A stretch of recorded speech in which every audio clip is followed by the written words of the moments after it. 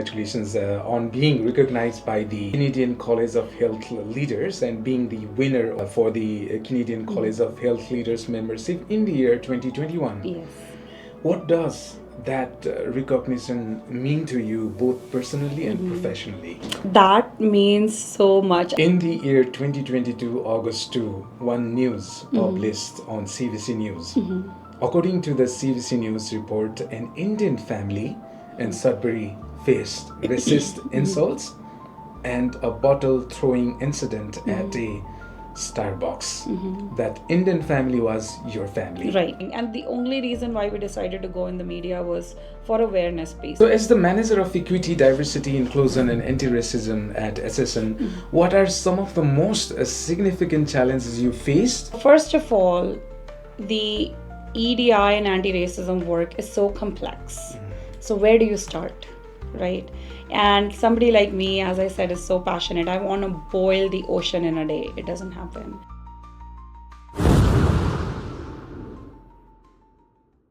All right, good evening and welcome to another brand new edition of Beyond the Borders with Arjun Season 1, and this is episode 33 here on CKLU 96.7, your station. My name is Arjun and you are listening to us on 96.7 CKLU.ca and Radio Player Canada app. Thank you so much for listening to us wherever you are.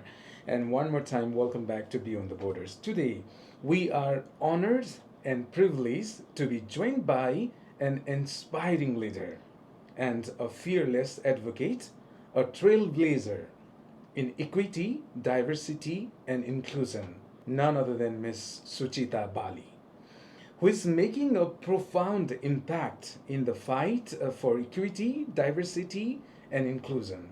As the manager of equity, diversity, inclusion, and anti-racism at Health Sciences North, she's not just breaking barriers, she's reshaping the very foundations of inclusivity in healthcare and beyond, and also challenging systematic inequities and creating spaces where everyone belongs.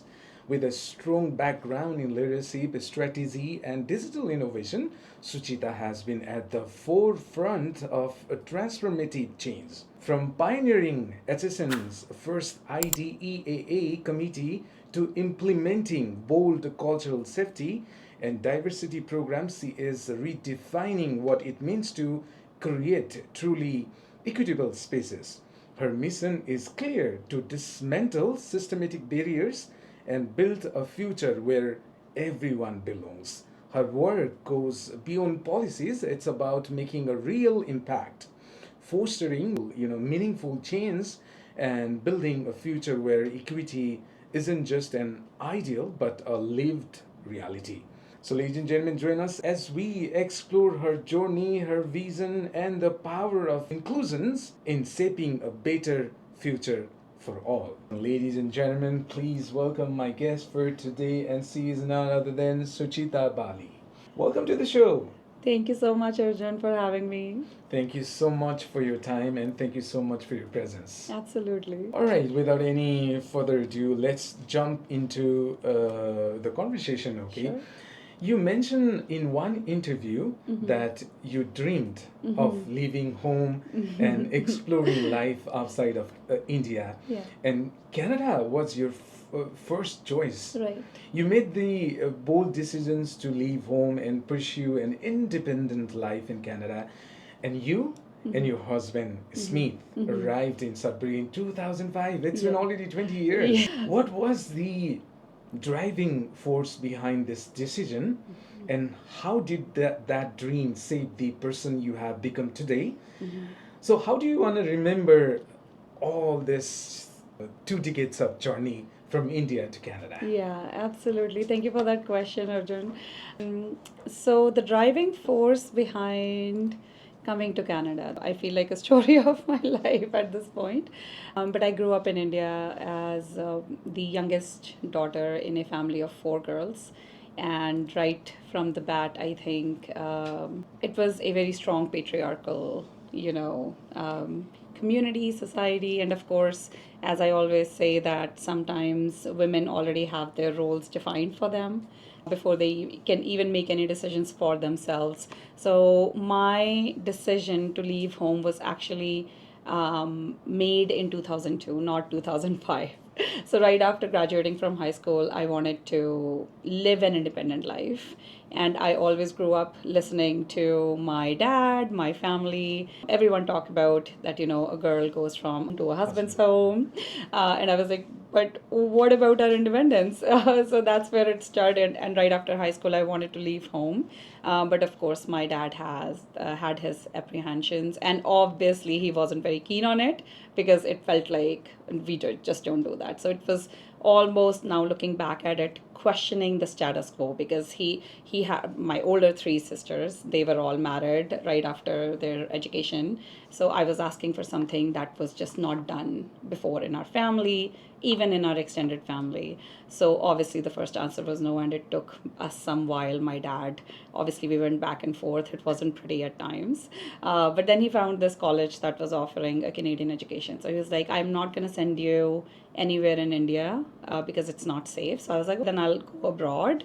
What about Canada? So that's how it came to be. But I actually finished my diploma and started my degree with Laurentian back in India, and that's where I met Ishmeet too. So we came here as international students, and that was the driving force. It was my education was my ticket to the life that I dreamt that I wanted to live, which was independent, intentional. I wanted to make my own decisions, to be able to express myself, who I am as an individual, as a woman.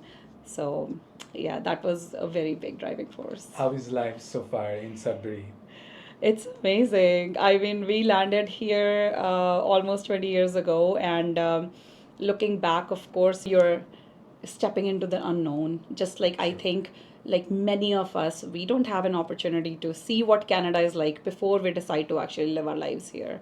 So it was such a big step, but going back almost 20 years ago, it was so fearful. It was the way I think of coming to Canada and my relationship with Canada is, I think of Canada as almost like a mirror to me, because it showed me who I was, what my strength was, what my weaknesses were. But Sudbury, as I just felt like home, hometown vibe. I grew up in a relatively smaller city in India, so absolutely love this city. The community has been so amazing, and to be able to just lay our roots and grow as a family is nothing short of a blessing, just so abundant in every way. So how did you meet your husband? You both came in Sudbury in 2005. Yeah, we met in college actually, first semester. So we were in the same class back in 2002. So we met in 2002. And yeah, we kind of started dating right after our first semester, spent the amazing 3 years in my hometown, and then we were in Laurentian together as well. So we just came here together. And your daughter Bunny, yeah. came in 2010. Yes, she was born in 2010. And she's just so beautiful. We both graduated from Laurentian. Ishmeet graduated in 2007. I graduated in 2008. And then our parents were like, "Okay, get married." So we did. And 2010, we welcomed our daughter. And Is she the only daughter? She is the only daughter, yeah. Somewhere I read she wants to become a oncologist. Yes, she does. And that is highly demanded in the context of Canada. That's so true. And she's been actually at this dream for a few years now. So I think since maybe for past 5-6 years, she's been consistently wanting to become an oncologist. She's very passionate about it. And we try to expose her as much as we can with other professions in cancer care. So she knows her path. She's pursuing her dream, and whichever way she decides to go, we will support her. Although Ishmeet and I were both computer science, so I don't know where she gets it from. We're not in medical at all. So I am a bit surprised with her choice of the path that she wants to take. But we're both techie people, and I'm now doing EDI work. But yes, she wants to be an oncologist. Absolutely, absolutely. We wish her all the best. And let me take back you to India. What were some of the biggest challenges you faced growing up in a patriarchal society, and how did you overcome them? That's such a great question. So I want to start sharing my story, but I do want to say a caveat that people have very different experiences. So, of course, I'm not speaking on every South Asian woman's behalf, but it is a story of many where, as I said before, when girls are born in a family, they already have their path predetermined. True. Right? And I was lucky enough, blessed enough that my parents wanted to educate me. In many parts of India, there still might be so much hesitance in even educating their daughters.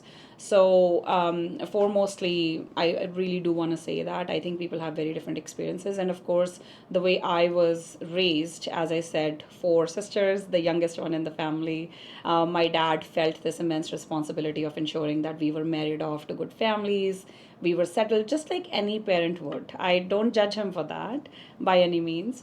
But with me growing up, I saw my three sisters getting married. They are happily settled, nothing wrong with that either. But I just knew in my heart that that was not the path that I wanted to take. I am married and happily so, but that was not just going to be it for me. And I just felt it in my gut at that time. So, the biggest challenge that I think in a society where patriarchy is so in the face, sexism, misogyny is so in the face, is that women often don't get to express themselves. So, there's limitation on self expression, there's limitation on self determination, there's no autonomy in making decisions for yourself. So that I felt stifled at times, that I couldn't really be the person that I wanted to be or express myself the way I wanted to express myself, because it was just simply not allowed. So I felt quite restricted, and that's where I also wanted to be a bit more independent and make my own decisions in life. And the way I overcame that was, education, as I was talking about it before.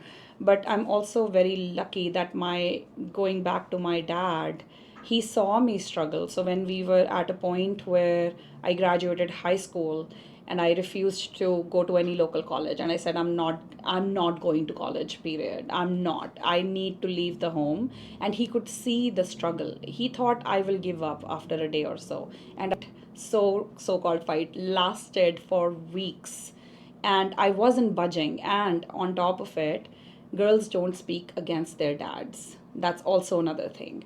So I know how much courage that I had to muster up to put my foot down. And my dad was very surprised by my decision that I will refuse to just go to college. I said I'm not going to apply to any, because he knew that I wanted to educate myself. So he gave in with this thought of that Canadian college, she'll graduate, but he never thought of sending me to Canada. And you know what? That's just, I think, speaks about the autonomy piece. As much as I wanted to make that decision for myself, I just couldn't, because I had to lean on my dad. But he ended up being progressive in the end. And I'm so grateful that he is, but a lot of people don't have that. Beautiful, It's yeah. very tough, but I would absolutely give everything that I have in my life to my education. I think that really did put me on a path. As I said, it was the ticket to my life of dreams, and I am living it, and how, knock on wood. Wow, wow, beautiful. So, can you share a defining moment in your journey as an immigrant woman of color that shaped you who you are today? Oh my God, so I feel like there are so many moments, but the first one, the fact that I came to Canada, and I again say with this with one caveat, that I had Ishmeet with me, because my heart goes out to all the international students who are by themselves, because it can be so isolating, right? You're out of your comfort zone, the cultures are so different, and I think we don't talk about it enough, that how isolating it can get. So first of all, just deciding for the fact that I left India and I came to Canada, and I had Ishmeet with me, it was the defining moment. And as I said, I came face to face with myself. Canada brought me to my knees at times, but I think it's all for good, because I ended up growing in those areas too, because you really have no safety net when you come to think of it. That was a defining moment. But the other defining moment, I always go back to the birth of my daughter, because I think becoming a mother kind of turned my world upside down. And here's why. So, when I came here to Canada, I was okay with the I so-called label as an international student or as an immigrant, right? Somewhere I know that I've landed here after living in some other country. But when I had my daughter, and I think anyone who's out there listening who's a parent would understand how overwhelming it is when you have a baby. I was completely flushed with this overwhelming feeling of responsibility towards this tiny human being who looked exactly like us, dark skin, brown eyes, dark hair. And I was like, but she is Canadian. So that's when I think it was a turning point for me, because everywhere I would experience my Canadian experience, I would think from her point of view. Right. And it became extremely important to me that I honor, first of all, I honor her identity as a Canadian.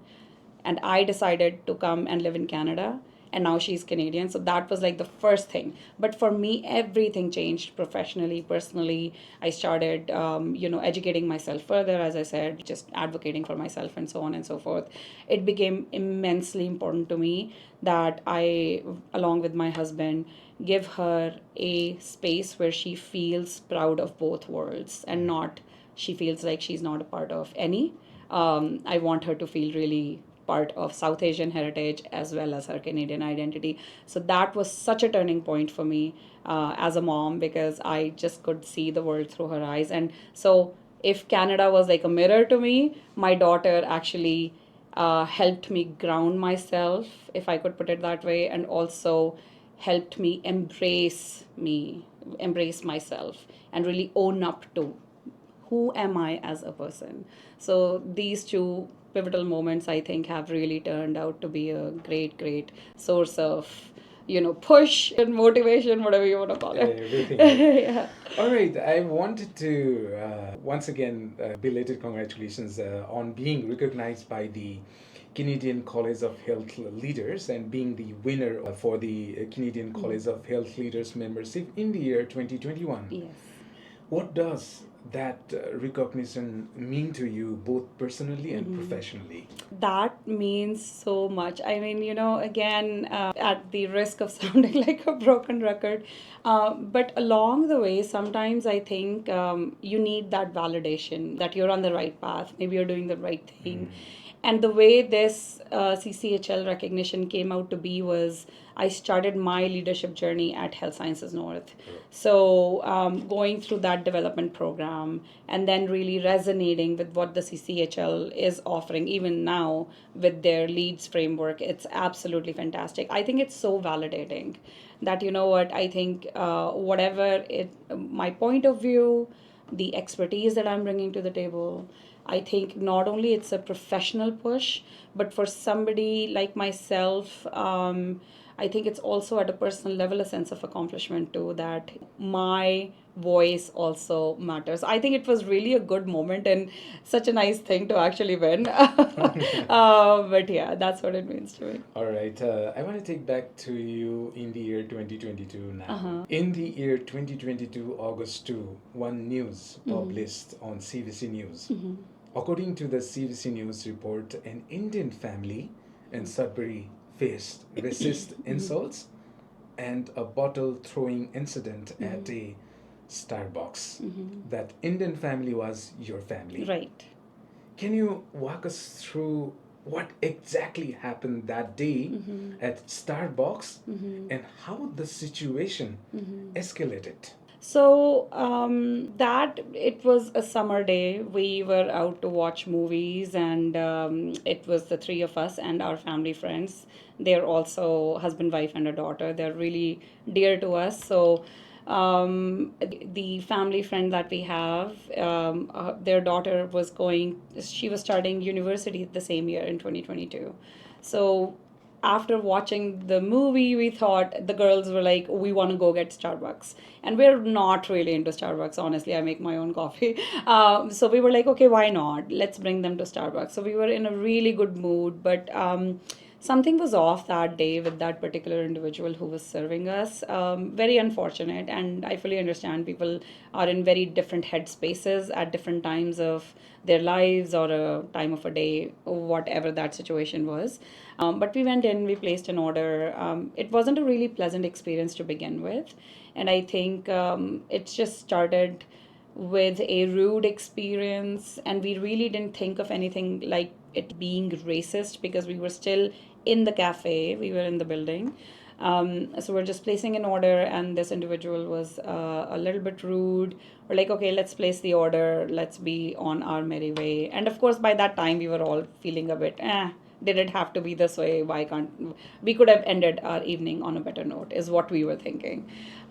So we decided not to stay in the cafe for too long. So we came out, and we were just, because it was a beautiful summer evening, we were just hanging around by our cars in the parking lot.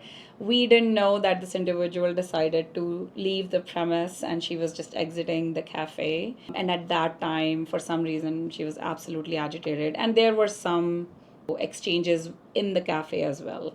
So it was just not pleasant. So she came out with, I believe it was her mom who was picking her up.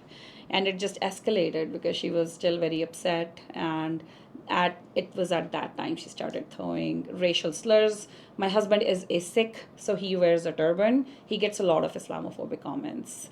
So it was very unfortunate. He started throwing all these racial slurs at him, and then in the end, started throwing random things, including a bottle which hit one of our friends. So it was just really unfortunate that it had to be that way. But when we got back home, and it takes time to process too. Of course, like this was not the first time we've had a racist experience. It was just to a different degree. But it takes time to process. So as we were processing what really happened, was it rude? Was it racist? And then we kept going back to these slurs that this individual had said. So we decided to then, okay, started tweeting at Starbucks, because we were like, this is not okay. You need to do some kind of an investigation and all of that. And I'd already made up my mind, even before the racist experience, that I would go speak to the manager the next day, only as to give my feedback and kind of have a conversation, what went wrong, and maybe have an open dialogue with this individual. And that's when it sort of really escalated on social media. The next day, we got calls from some family and friends here in Sudbury, and they were like, okay, maybe you need to speak to the police. And this thing just became this whole shebang. But Starbucks, well, first of all, the police services here in Sudbury, they were absolutely amazing. They were with us every step of the way. And the individual who was also involved, we could have pressed charges, but we decided not to, because she was very young and out of our heart, and we did not want it to go on her record too.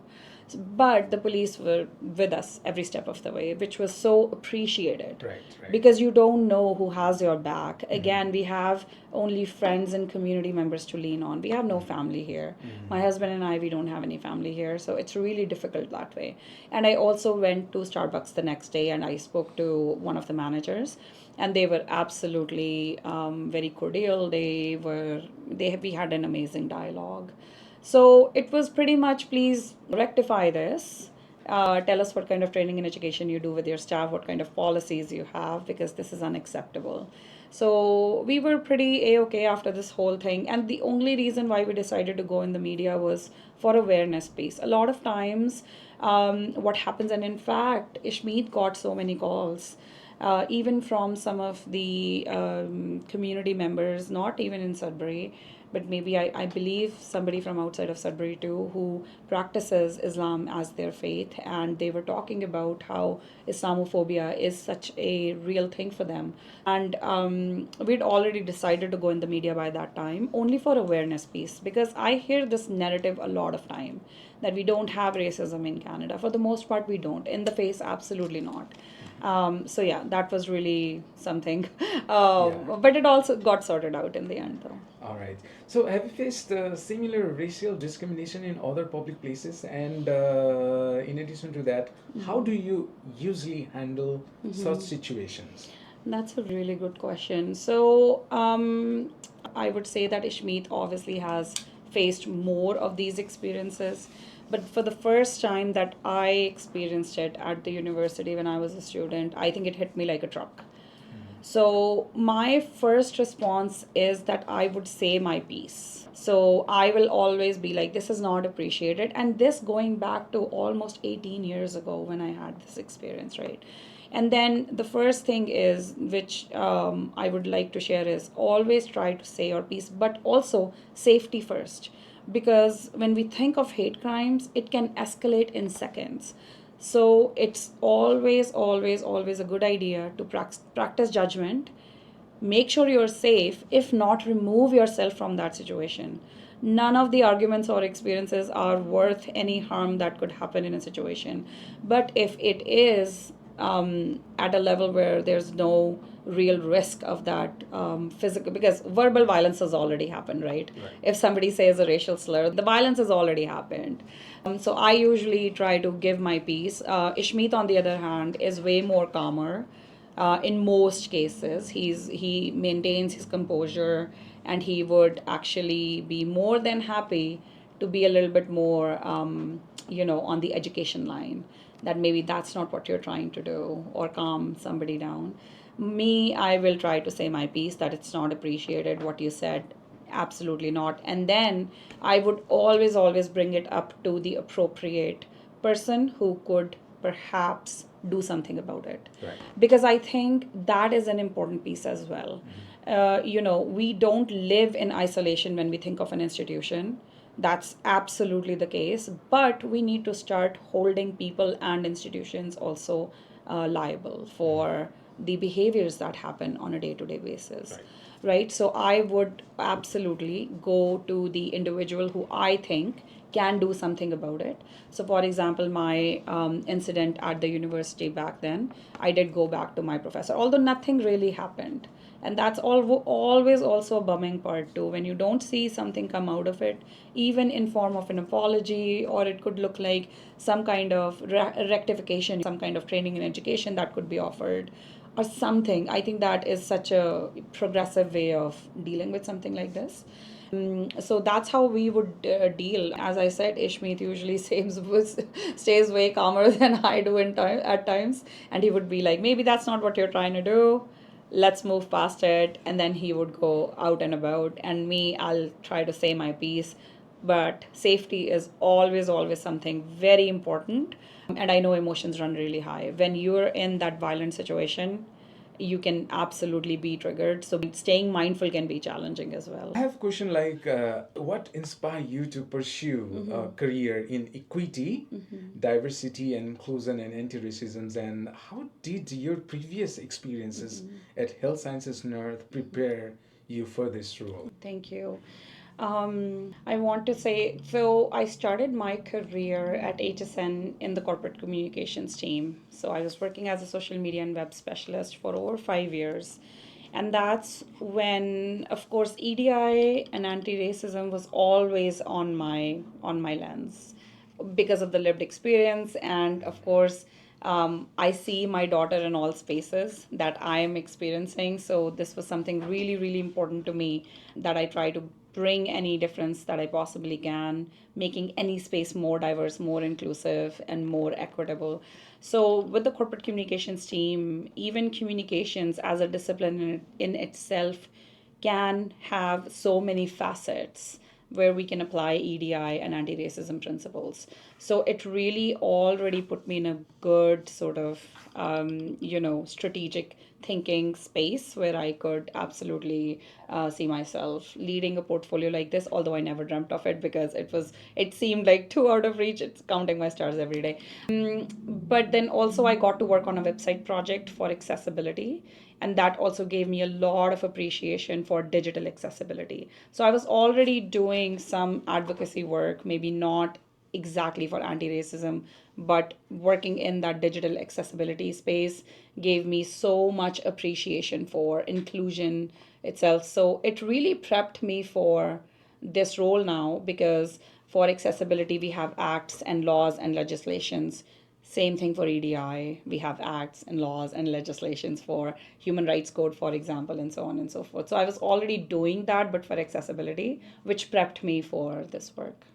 Have you ever felt or faced any challenges when stepping into your new role as a manager? Yeah. Right. So I think us women may, and you know what, I don't think it's gender specific. People often feel imposter syndrome. So of course I had that because this felt like such a big shift for me. And given that my background is in computer science and commerce, so working in EDI, I'm absolutely confident about it now that I bring so much more than lived experiences. I know that I can actually make an impact strategically, systemically. So, but at the beginning, of course, there's imposter syndrome. So I was questioning myself, am I right for the job? Will I be able to do it? And so passionate about it, which makes it's a double-edged sword because you want to absolutely put that passion into good work, but it also can be a bit scary. What if I don't get to make the impact that I think I would? So all of those things were going through my head All for right, sure. all right. So we have been talking about equity, diversity, and inclusion, and anti-racism. So what does these mean to you on a personal level as an immigrant woman? Yeah, I mean, when I think of equity, diversity, and inclusion, there is such it's a critical part of my journey for sure, being an immigrant here in Canada. Absolutely. Because I think of diversity, and there are so many ways we can look at diversity and inclusion alone. Diversity is a fact. It is a fact. We are, this country, our community is as diverse it has ever been, and it will only continue to grow from here, right? So diversity is a fact, but inclusion is a choice, and the choice has to be intentional. And what I mean by that is that inclusion at the core and the heart of it is a sense of belongingness. So when we think of working in, so if I take my own example, so if I think of shopping at a place, or I'm working, or I'm going anywhere for pleasure or work, whatever it might be, the sense of belongingness has to be authentic. Either I feel I belong in a space or I don't.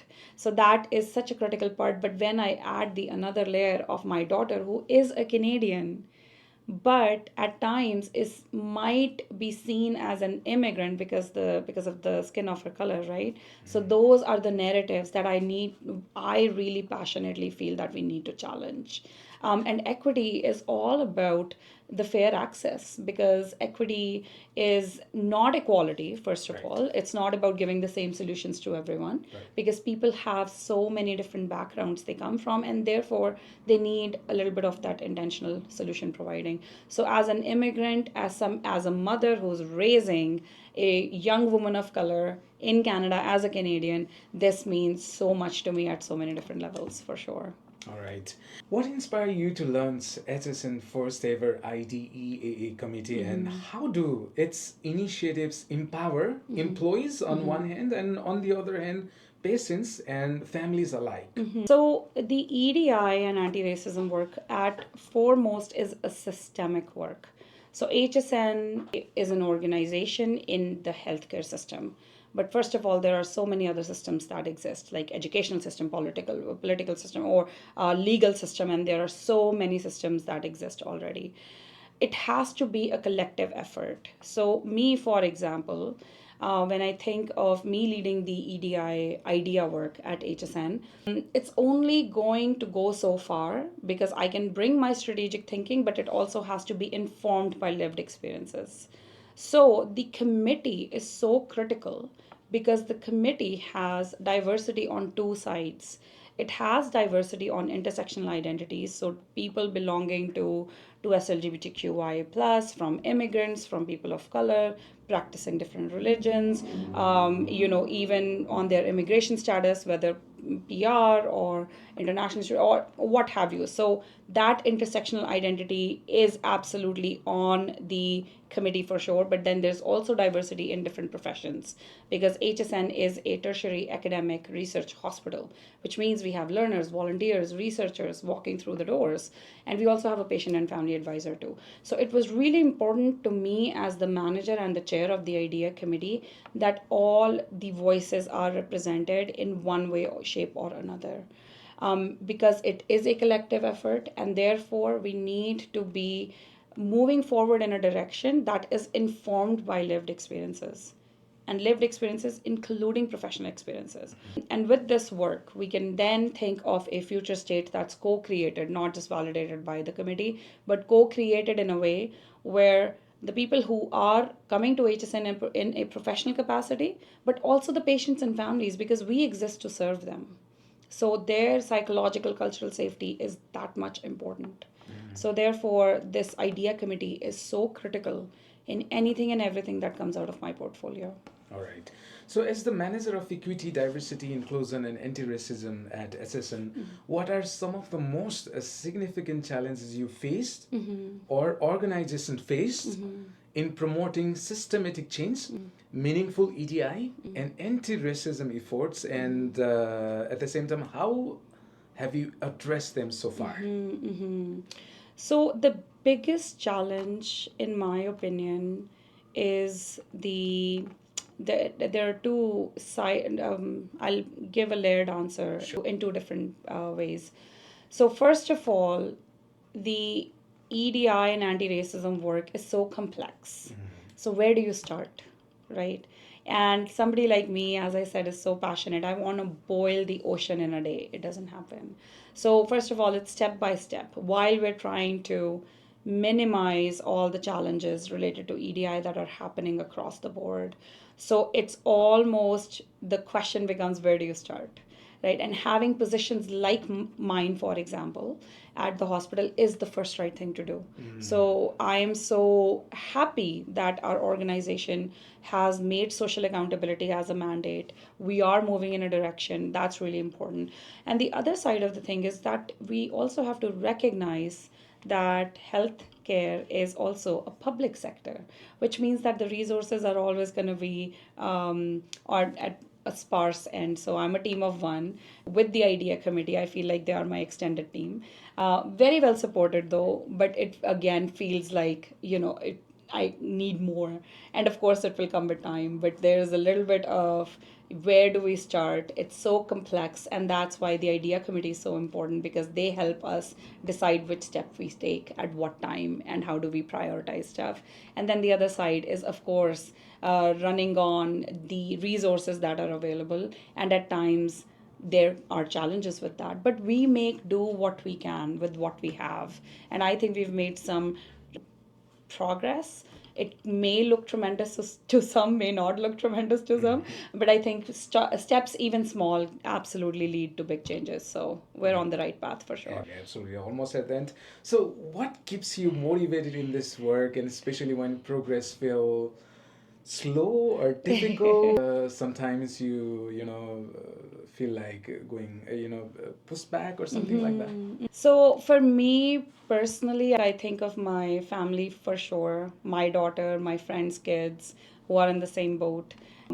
So that's definitely my big why, and it pushes me in the direction on keep advocating, and it's important. But then if I take a look at it from a professional who's working in a healthcare setup, there are far too many cases where we need to do the work. So I think, and going back to my past experience in India where I faced patriarchy, I know what barriers feel like.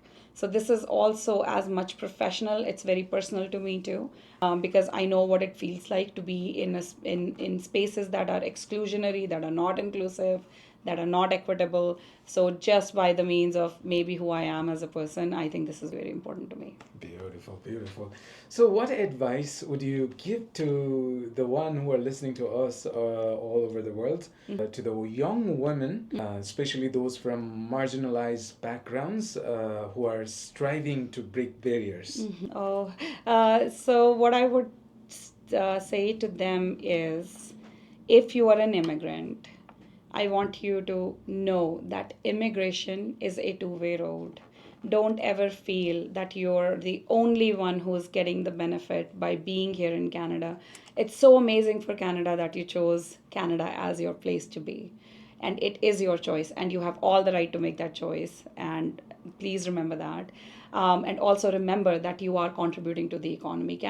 Sudbury is a better community because you chose to be here. So, first of all, I'll say that embrace who you are. Don't be ashamed of any of your culture, nothing. And I know if you have any internalized racism, I've had to deal with it. There were times when I probably wasn't the proudest of my own culture long time ago. I know how much hard work I had to put in myself to actually embrace who I am as a person. So please embrace who you are, because that is what makes the world beautiful. We need more authentic people for sure. So that's what I would say. And please find your community. You're not alone. Ask for help if you need to. So that's what I would say. And yeah, keep rocking. Wow, keep rocking. Yeah. So, looking back at your journey, Yeah. what message would you give to your younger self? I would tell her that everything will work out fine. It's all okay. You're well taken care of. Okay, so before we leave, any message to anybody, those who are listening to us right now? I well, first of all, want to say thank you for listening, and I also want to say thank you to you, Arjun, because I truly believe in the beauty of storytelling. I think what you have here is just so amazing and fantastic because these stories, people who have chose to leave their home countries, and we're all struggling in so many different ways, and we're still persevering. That these, I feel like, just stories of grit, perseverance, and also community and healing too. So thank you for bringing all these stories together. And what I will tell to the listeners is, I hope you all stay happy, and thank you so much for tuning in. Thank you so much. Your presence means a lot. Absolutely. Thank you so much. Thank you so much, Arjun. All right.